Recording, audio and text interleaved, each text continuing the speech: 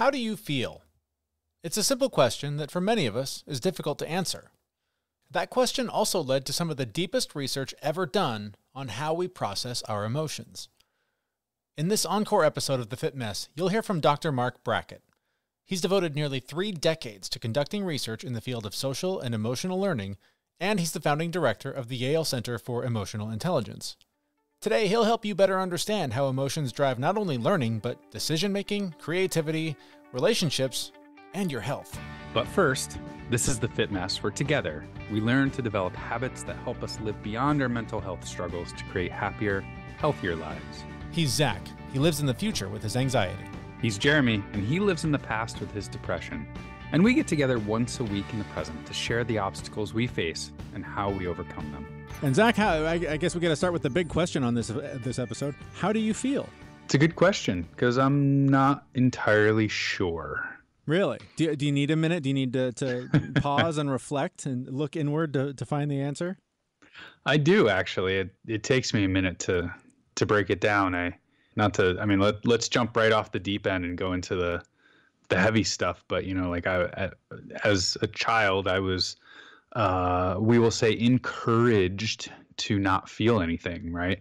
I wasn't allowed to be sad or mad or really even happy. So when it hit me a long time ago, that was like when someone's like, hey, how do you know when you're feeling happy? And I couldn't answer them. And I didn't know what it was like to feel happy. And then I thought about it, and I couldn't explain what it was to feel sad. I couldn't explain what it was to feel these emotions. And I realized that I had a real big disconnect between, my actual emotions and being able to name them. It was weird. That's interesting. And that is something that is also really a new skill, I guess, that I'm working on. And to the normal listener right now, I would imagine there's tons of people just going, what the hell are you talking about? Like, how do you not know when you feel happy? How do you not know when you're sad? Like, typically the big tears pouring down your face while you're crying, that's when you're sad. Mm-hmm. Sure. But what are you sad about? What is the actual root feeling? And it's so easy to get caught up in the story of the thing that happened, and that's why you're upset, without looking a little bit deeper and peeling a layer back and figuring out what feeling is this triggering, and how do I cope with that? Because if you get stuck in the story, you can't really resolve it. There's tons of deeper things that go on that trigger whatever emotion we're feeling, positive or negative. And when you don't identify it, it's really easy to let it sort of take you over, I think is the point I'm trying to make. Take you over or just run through your life, just doing the motions, right? Right. Or you get to a point where, like you were saying, and like I've experienced, not even knowing what the emotion is because you aren't taught how to deal with it. You aren't given room to express it. There's no one holds the space for you to just fully experience that feeling. And it's funny you're talking about, I was teasing you about needing a moment to reflect and to find the feeling. That's something that I need to do a lot. And I don't do it typically until I'm like on the bus on the way to my therapist's office when I have a few minutes to go, okay, what am I dealing with right now? What do I need to talk to my therapist about today? Yep. And that's a conversation that I should be having with myself every morning. Like I should just start the day with, how am I feeling? What challenges am I facing today and how do I feel about them? But you get so caught up in the rat race and the time crunch and all the responsibilities that you just go through the motions as robotically until you just crash and burn at the end of the night. Yeah. And then even if you're not identifying the feelings that you're having, they're still having an impact, right? Yeah. I mean, I always thought my feelings and emotions were pretty normal. Turns out my anxiety is like off the charts. So I just thought it was normal and I wouldn't really acknowledge it or deal with it. And it just built up and built up. And it ended up turning into, physical ailments. It presented itself as physical ailments, and learning how to recognize the emotions, deal with them appropriately, lots of deep breathing. And, all of a sudden those physical ailments have been going away. But man, when you don't know what your feelings are and you try and figure that out, it's like learning Chinese. Well, and it's so always funny when we have these conversations how much it triggers a lot of root stuff for me. And just now hearing you talk about the physical ailments, as a kid growing up, I dealt with asthma a bunch. I missed a lot of school because I was sick, but just with kind of a general illness. And it was weird because by the end of the day, I would typically feel better. And I do think that a lot of the stress that I was under as a kid, growing up in the environment that I was growing up in, just the normal stress of being a kid and, going through school and all that stuff, although simpler then, I think, than it is now, was something that I didn't know how to manage. And it came out as, I'm sick, I want attention, and I just want to not be around people, so I want to be home today alone by myself.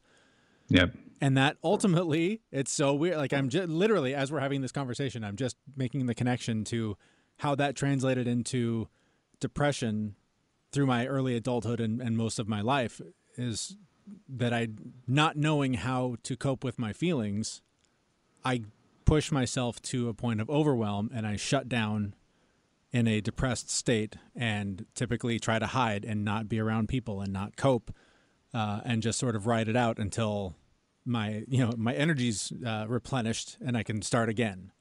And it's only in the last few years really that I've identified that, and it really most explicitly kind of right now, but only recently have I realized that by learning how to deal with my emotions, that's going to be the most effective way to push back against that condition, against, depression and anxiety. Yeah. The interesting thing about emotions is that, we can try and shove them down and not feel them, but it's going to build up and cause other problems. And it took me a long time to realize, but I need to actually feel them, identify them, and deal with them. And only then is that's the only time you're going to make progress, is when you can understand your own emotions. But how do you do that, Zach? Who has the answers? Who knows how to actually identify your feelings and process them and deal with them in a healthy way? Turns out we found a guy. We know a guy that knows a thing or two. His name is Dr. Marc Brackett. He is the founding director of the Yale Center for Emotional Intelligence, which, by the way, I didn't know existed. The fact that exists at Yale is fantastic, and I had no idea. So that was the first thing I learned in reading his new book. Dr. Brackett's book is Permission to Feel: Unlocking the Power and Emotions to Help Our Kids, Ourselves, and Our Society Thrive. And we had to start with the obvious question. How do you feel? Well, it's 5:00, and I did about 3 interviews today, and running around New York City, and begged a friend of mine to let me park in their beautiful office near Grand Central Station. So I'm feeling relieved, overwhelmed, and excited. Good. Well, good for you for being aware of your feelings and being able to name them. That's not easy for a lot of us. I want to start by asking you about the title of your book, Permission to Feel. The title really struck me because this is something that I've been doing a lot of work on personally through lots of therapy and things I've been working on in the last couple of years.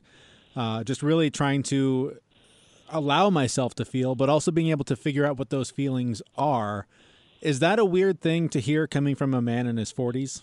It's not. I think that, we have not given our kids or ourselves the permission to feel. And it's the reason why I wrote the book. Emotional intelligence, has been around for, 30 years, but people still struggle sharing how they're feeling, finding words to describe their feelings, and certainly many people struggle with the strategies to regulate them. I guess why now are we starting to finally pay attention to this? Because I think that there are a variety of things happening in our culture. One, people are burnt out at work, and disengagement is at all-time highs.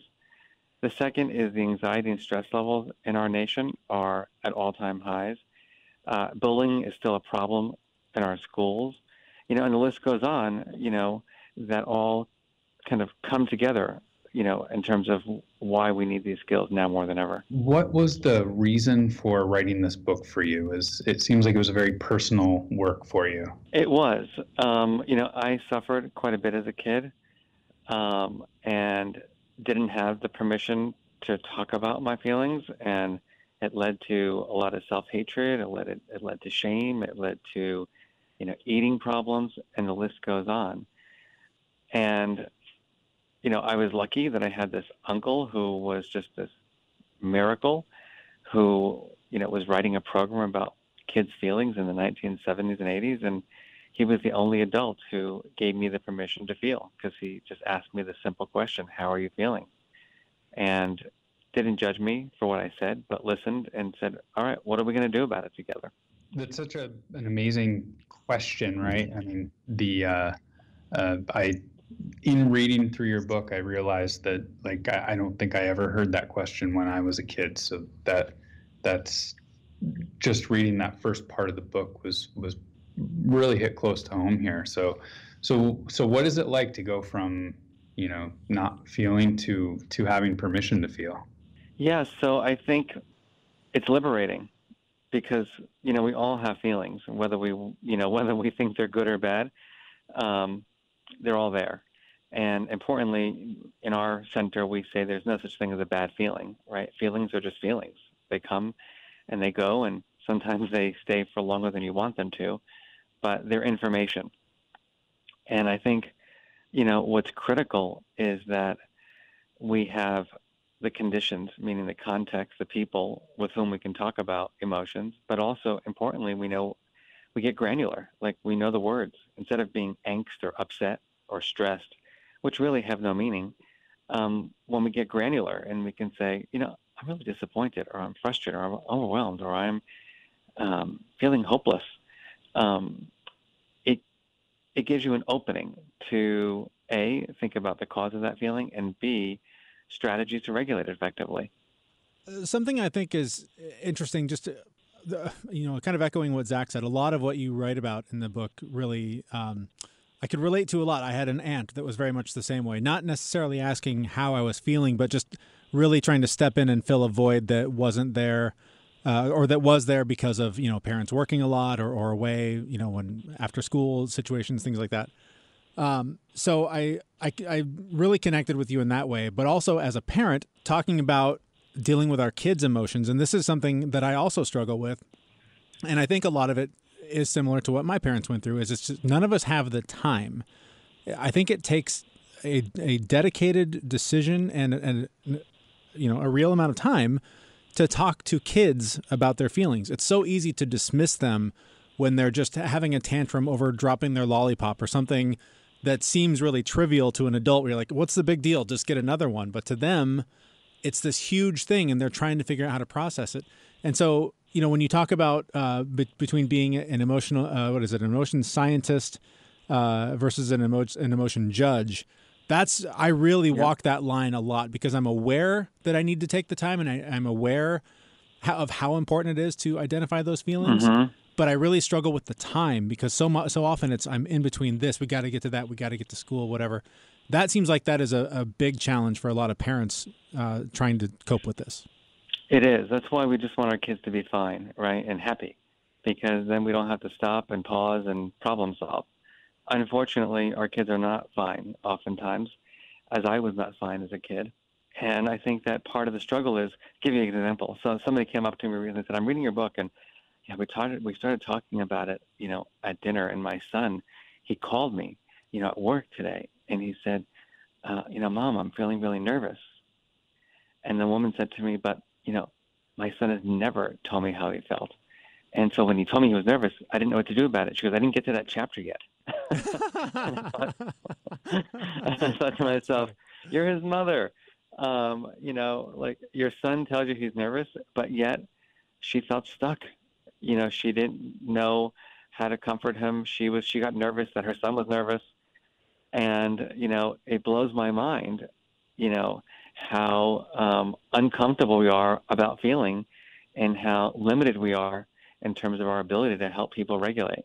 Well, and I think it's so interesting, too, that I think you touch on the idea of asking a lot of questions and not necessarily having the answers, not necessarily knowing how to deal with whatever the thing is, but by exploring and being curious about where those feelings are coming from, you can really help kids and adults get to the root of what they're suffering from. Yeah, and what's interesting there is that there's real important knowledge that we have to have. Emotions have these underlying causes or themes. So, for example, anxiety is around uncertainty. Fear is around impending danger. Anger is about perceptions of injustice, disappointment around unmet expectations.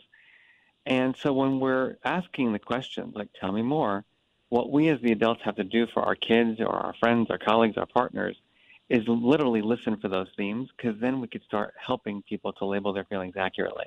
So let's talk about some of those strategies. I know if my research is correct, you are primarily responsible for the ruler method. Is that correct? Am I reading that right?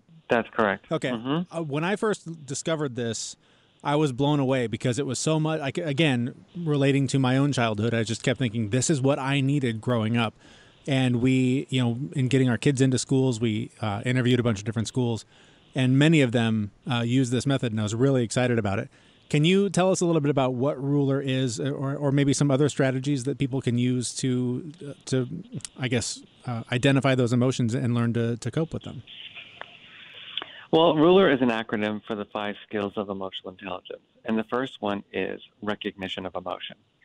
So just being highly perceptive, like what's going on in my body and my mind right now? Do I feel energized? Do I feel depleted? Do I feel pleasant? Do I feel unpleasant? And just making meaning out of that. The second skill is understanding of emotion. So why am I feeling this way? Like, what happened? Again, thinking about, like, did I just get bad news? Am I afraid of something in the future? Do I have, am I disappointed because, I didn't get what I thought, was going to happen? And that all helps us kind of recognize, understand, and label. Those are the first 3 skills. So it's pleasant, unpleasant, reasons why, and language. And that gives us what we call the experience of emotion. And then the E and the R of ruler tell us what to do. So firstly, do I have permission to express my feelings? Is my colleague, my son, my daughter, my parent going to listen to me? Do I know how to communicate this feeling?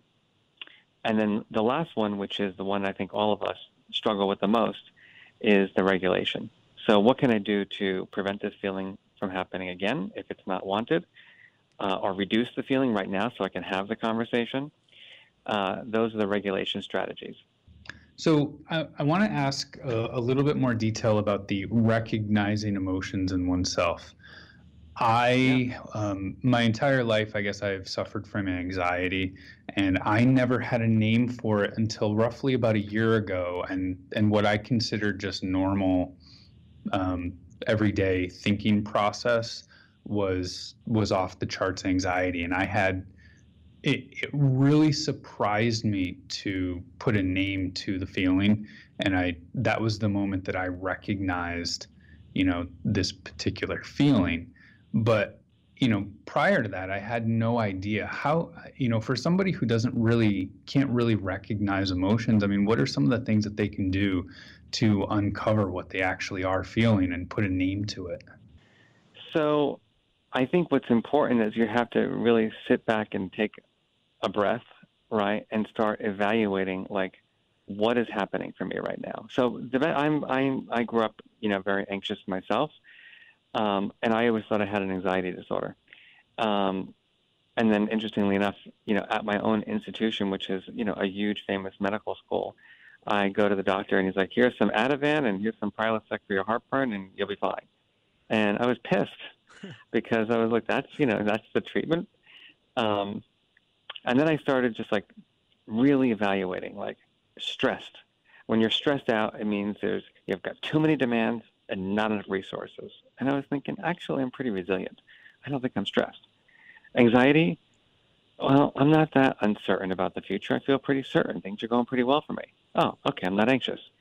And then all of a sudden I had this aha moment. I was overwhelmed because I was putting myself, in meetings from 7 a.m. till 10 p.m. I was trains in meetings and planes in meetings. And I realized that unless I took things off my plate, I was never going to feel better. And it was such a major aha for me in my life because I literally labeled that I was overwhelmed and that I had too many things on my plate. And from then on, I had strategies to regulate it. It's funny. I've had a similar experience just with my depression. It's always just been this cloud that hung over me as depression. It's this thing, and there's nothing I can do about it. I just have to learn how to, deal when it strikes and that sort of thing. But becoming familiar with the term overwhelm, it made this connection for me that so often I would get overwhelmed by responsibilities and life in general. and I would get to a point where I would shut down. And to me, that was always depression. And I know now that I'm basically just short circuiting from overwhelm, and I'm better able to say no to things that would otherwise lead me to that, and found other strategies. And it is just from that being able to name it. I think you even said to name it to tame it. That strategy. Yeah, it's so important. You know, a lot of my students at Yale say they're stressed. And then when I interview them, I realize, actually they're under a lot of pressure because of their parents texting them constantly and checking in on them all the time. Or they're actually feeling envious because they're observing everybody in their surroundings. That one's smarter than I am. That one's going to get better grades than I do. That one's going to have more opportunities than I have. And yet our solutions are so simple. It's like go to a mindfulness class or go to a yoga class, which, by the way, are important to do. But if you're feeling envious every day, you know, through observing everyone in your surroundings and thinking everyone's going to be better off than you are, you need a lot more than breathing exercises. Right. You really need to work on your cognitive strategies. Well, and then amplify that into the, you know, outside the school campus to social media. I mean, it exists primarily to make us jealous of each other. I've worked with so many high school students who, you know, have distorted their images online to make themselves look better, and they think that's going to make them feel better, and it works the opposite because they realize very quickly that the way they've presented themselves online is not the way they look in the real world, and it actually makes them feel worse. So, you know, how we think things are going to make us feel oftentimes doesn't correlate with how we will actually feel. I'm just curious in your work, you know, this from a male perspective, you know, the permission to feel has generally not been there my entire life, and I think it's just starting to kind of hit mainstream. You know, what is your take on how society is starting to adopt this ability for people to actually acknowledge their feelings? I maybe ask another way: is it starting to become okay for guys to get vulnerable and be sensitive and be safe about it? That's my goal, you know, in terms of my book, is to just put out there that emotions are information, and they're not good or bad. They're just information. And if we don't use them wisely, right, they become destructive, right, to ourselves and to our relationships. But unfortunately, even in society today, you know, a man feeling shame, a man feeling anxious or fearful, right, that's perceived as being weak. One man said to me after a presentation recently, he goes, "God, you're so open about your childhood and your bullying and, you know, all that kind of thing." He goes, I actually was bullied as a kid, but I would never tell my child I was bullying because then my child would think I was weak and couldn't protect him.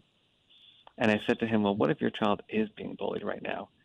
And your mindset is, I would never have an open conversation with him sharing my own story. Where does it leave your kid? And so I think it is so important for us to just move away from this mindset that, you know, negative emotions make men weak, and just recognize that we all have feelings and emotions. They're not good or bad. They're information, and we want to use them wisely to achieve our goals.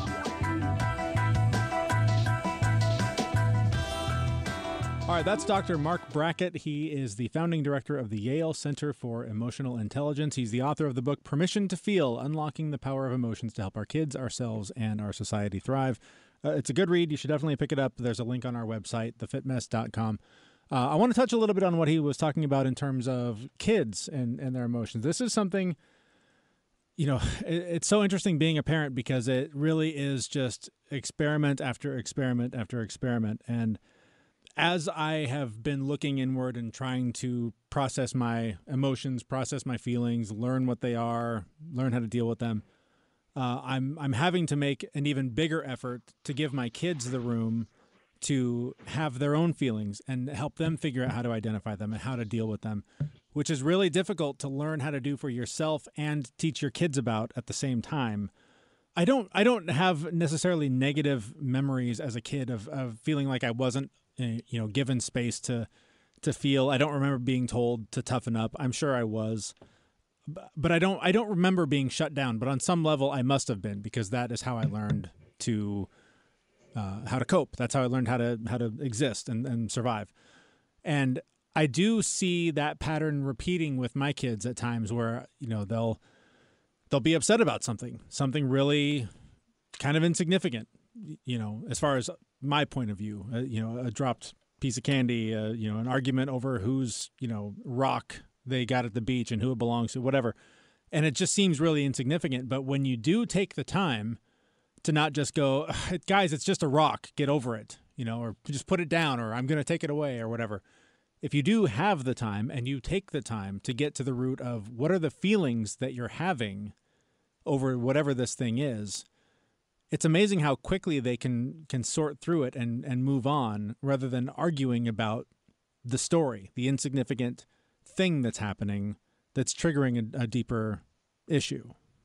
Yeah. I've got a perfect example of that this week with my daughter. I came downstairs, she was eating breakfast and she was eating Cheerios and she was crying. Like, okay, all right, the day is going to start like this. Yeah. But, I was like, hey, what's wrong? And something was muttered about, I wanted coconut milk and all we had was regular milk. And it was at that moment where I could have just said, it's milk, get over it. Right. Stop crying. It's stupid to cry over something like that. Yeah. But I had this moment of, that's a lot of tears over milk. Something else is going on here. So I started probing a little bit more, and she turns out like she had a dream about all of her friends back in Seattle, and she was sad and was missing them. So, I mean, it had nothing to do with milk, but like I had that moment where I could have just shut her down. Yeah. And I pat myself on the back. I'm really proud of the fact that I recognized it because we were able to, talk about it. We hugged it out and did a couple of, video calls with friends back in Seattle and dealt with the underlying emotion that was actually making her sad. Right. And it was amazing. It was made me cry because I wanted that as a kid. That on its own is a powerful story. And I think it's one that there are a lot of parents, I would hope, that are listening that are going, I've been in that situation. I've had that happen. And when we've got to be out the door in 9 minutes, I don't have time for this. I don't have time to talk you through your feelings or whatever. But I would challenge anyone, and this is a challenge to myself as well, that in that situation, weigh the lesson you can teach your kid about what they feel over being on time to class or, being at the birthday party on time or whatever the thing is that because of the story you've told yourself is important about being on time or being where you need to be at a certain place. Weigh that against the lesson you're teaching your kid about how to really feel what they're feeling and manage it. And I think the choice becomes pretty obvious.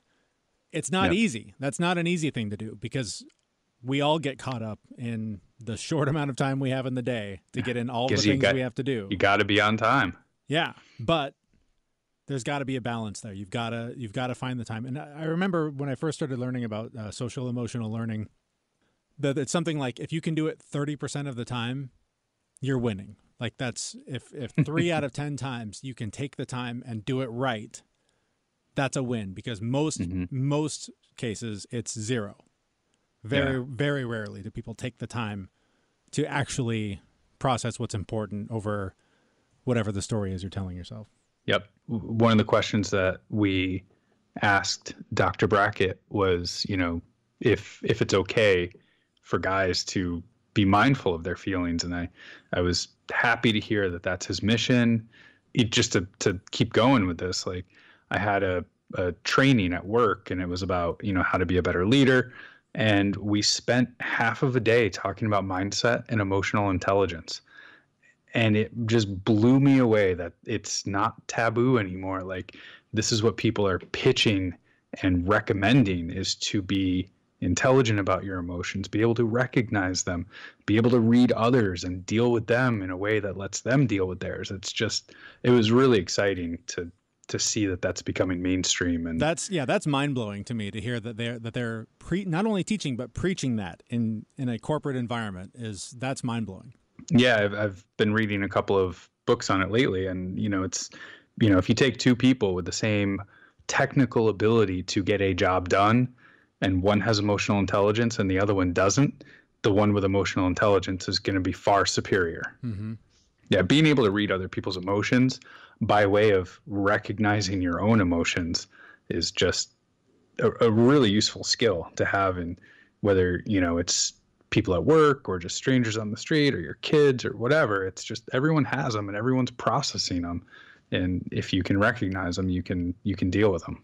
Well, and something that, I had to sort of remind myself, despite the numerous conversations you and I have had and the tons of hours and money I've spent with a therapist, so much of it, for me anyways, especially just even in the last few weeks, ties back to a lesson I was reminded of. I just read a book that, sort of focuses on some of this stuff.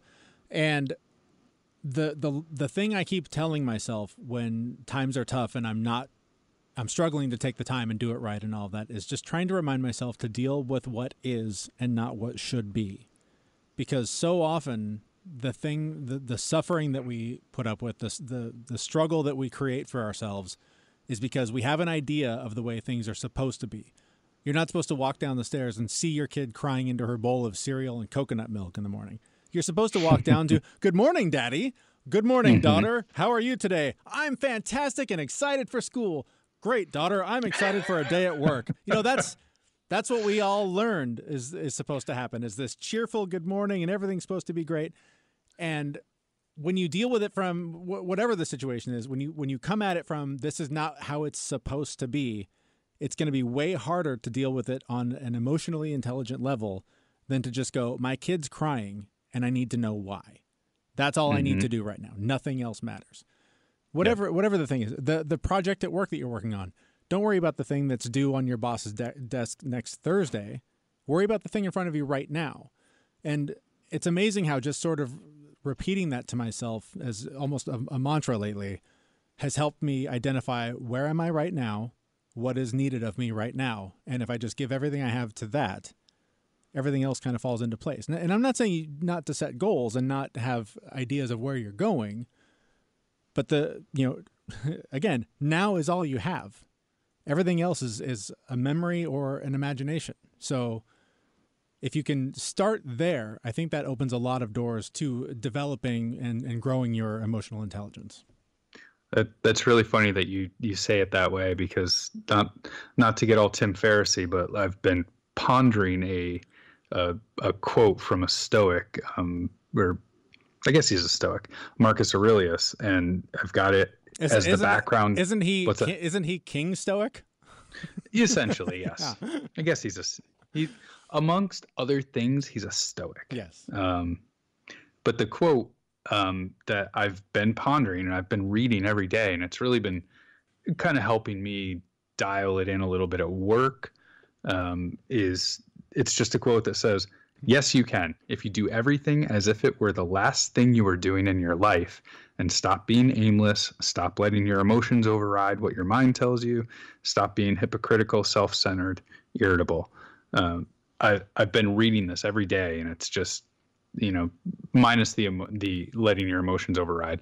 It just allows me to focus in on what's going on right now. Yep. What's going on in my body, what emotions I'm feeling, where I'm hung up, and it's the whole mindfulness argument. It's amazing how many of these conversations we've had with various people from various backgrounds with different expertise, and so often it just comes back to where your mind's at, with whether it's meditation, diet, exercise, feelings, whatever.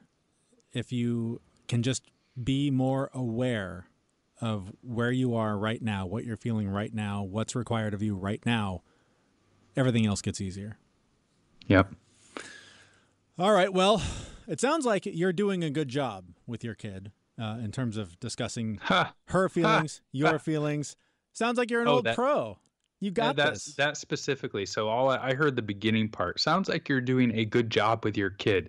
And I was like, I'm going with like a 30% success rate, like you were talking about earlier. That's solid. That's counted. I'm happy with 30%. So I was going to challenge you, or for our challenge of the week, I guess. I was going to suggest that at least once per week, because we typically go a couple weeks between shows, having a real conversation with your kid about emotions. Done. And I know that sounds simple, but I don't want it to be the analogy that you gave of in crisis, break down what's going on. Find a quiet moment when everything's fine and see where she's at. And I'll try and do the same with mine and just talk to them about feelings and share some of what I'm feeling. And, as a, dad who's trying to figure it all out or whatever, I challenge you to at least once per week, just get open with your kid and try and engage on that level and identify what you're both feeling. And it's we talked about the challenge beforehand, but like it's really hitting me in the moment as you're saying it that, this kind of stuff doesn't really come up around the good stuff. It's right. Only when we're talking about processing the negative things. Yeah. And that's part of what Dr. Brackett was talking about is his uncle that just asked him, how are you feeling? And how that not only like gave him the help that he needed in the moment, but it sent him down this career where he's now running a whole department focused on that study at Yale. I mean, that simple question. So who knows what it could mean to your kid, Zach, or listener, or your spouse, your parent, whatever. Just find someone and have that conversation. Talk about how you're feeling in that moment. Find out how they're feeling and just connect on that level. Put the phone down for 10 minutes. Turn the TV off, whatever, and just no. Find that moment. That's my challenge for you for this week. That's a good challenge. I'll take it. All right. And I will do the same. That's it for us for now. Thanks for listening. And most importantly, thanks for sharing this episode or telling your friends or doing whatever you can to spread the word. If this is something you're into and you know someone else that would also be into it, that's the best way to help grow this little show into what we hope it will be one day. Thanks so much for listening. We will see you in a couple of weeks at thefitmess.com. See you, everyone. We know this podcast is amazing and doesn't seem to lack anything, but we need a legal disclaimer. Prior to implementing anything discussed in this podcast, it is your responsibility to conduct your own research and consult your physician. You should assume that Jeremy and Zach don't know what they're talking about, and they're not liable for any physical or emotional issues that occur directly or indirectly from listening to this podcast.